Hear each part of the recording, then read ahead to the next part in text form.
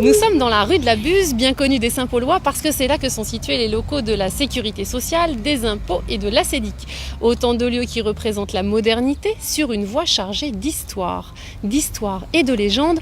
Mais les riverains connaissent-ils la Buse? Nous allons le savoir tout de suite. Vous savez pourquoi elle s'appelle comme ça?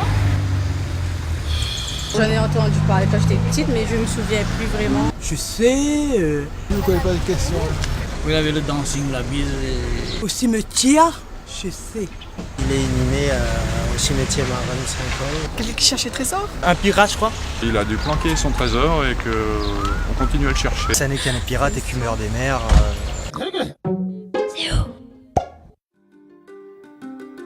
La Buse est peut-être le pirate le plus célèbre de la Réunion. Olivier Levasseur, originaire de Calais, commence sa carrière dans les Caraïbes. On le surnomme la Buse à cause de sa rapidité à fondre sur sa proie et de sa tendance à agripper les jupons. Le 20 avril 1721, avec son compagnon Taylor, ils abordent Saint-Denis. Le navire portugais, la Vierge du Cap, y est en rade.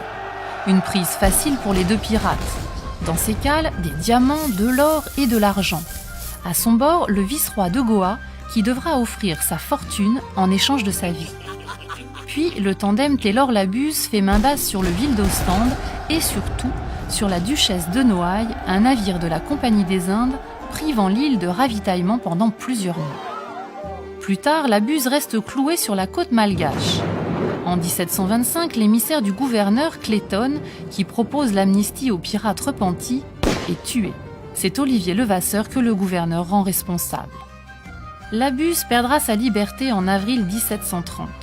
Embarquant à bord de la Méduse en baie d'Antongil, il est arrêté. Après quelques mois au cachot à Saint-Denis, il est condamné et pendu le 7 juillet. En fin d'après-midi, sous un soleil rougeoyant, le flibustier balance au bout d'une corde sur le parvis de l'église de Saint-Paul. Avant de mourir, il a jeté sa carte au trésor à la foule. Son trésor n'a toujours pas été retrouvé.